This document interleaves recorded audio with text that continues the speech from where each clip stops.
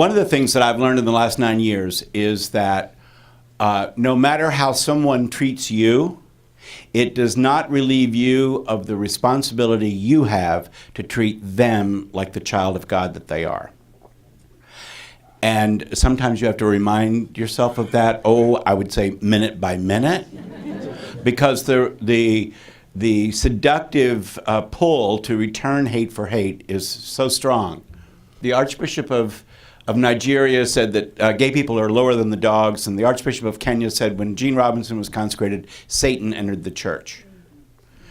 What I remind myself of is that those guys and I are going to be in heaven together. Now, I think they'll be more surprised to see me than I will be to see them, but we're going to be there, and we're going to get along, and God is going to figure this out for us.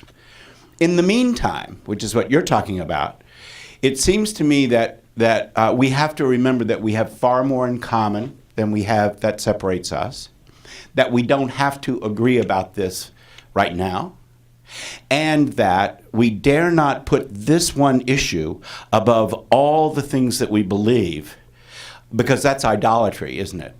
I mean, we're not arguing over, for us Christians, is Jesus Christ the Son of God? We're not arguing over the resurrection. We're arguing over this one thing and putting it above everything else. So for me, the greatest sin today is to leave the table. And what I think we have to do is fiercely hold on to one another and treat each other like children of God while we figure this out. You can't make people share what they don't want to share. And one thing I love about this film, to some degree in the way it was shot, and to some degree in its very nature, was how intimate it is with people like Bishop Shaw and Barbara Harris and Jean. And the Crying Woman and others, Ellie and Betsy. But what was extraordinary, and hats off to your husband and daughters. His daughter Ella is a kick-ass publicist. And so when I was trying to crack her, she was just, like the professional she is, giving me back the messaging that was, infuriating for me.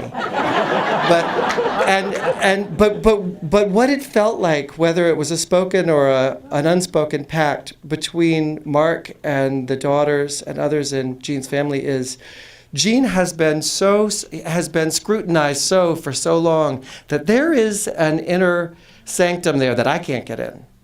And that once I recognized its necessity in Jean's well-being, I didn't want to go there. And I was only grateful that he had that in his life. And so instead it was Jean's deciding, and Mark's and others, this you can see. But you know what? This is off limits. That which we show was that which people wanted revealed. I mean, it was extraordinary when Bishop Shaw told me he was gay, quite early in the film. And it was only at the very end of the film that he said, you know what, Macky, I think please don't include this.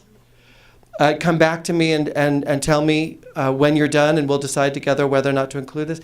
And in the very end, he said, you know what, I think I've done the work I can do as someone who isn't that open about this fact in my life. And now it's time to reach the people in my ministry who will benefit from this fact in my life. And in fact, at the clergy conference, and we think Massachusetts is healed in this regard, but a priest stood up and said, my son is 15 and he just came out last January, the same time when you came out, Bishop Shaw.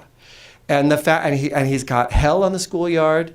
We say this, it's better in the schoolyard. It doesn't feel better in the schoolyard, she said. But the fact that you came out is the one thing that makes him say that it's going to be okay. Bishop Shaw says in the movie, this isn't really about Jean. It's a tidal wave of folks standing up. And when you said that the crying woman in the film and others weren't here 15 years ago, it is because all those folks stood up. When I went to General Convention in 2009 and set up my camera crew, the smartest people in the house said, Macky, nothing is going to happen this time. this is going to be the most deadly conference, and I'm telling you, it is not easy to make drama out of a church conference. It is not easy.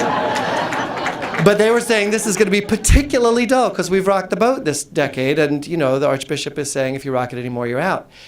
And it was because not Jean's testimony this time, though I think Jean was the catalytic leader for everybody else's, but this just groundswell of folks standing up and revealing our humanity and the legitimacy of the way we love. And so I ask the room again to go out and lean into those conversations, because from North Carolina to Maryland to Maine to Minnesota to Washington State, Maine, these are the votes this year, and certainly to the presidential election, and it's on us to stand up and tell our stories. Thanks so much for being here, and thank you mostly to you.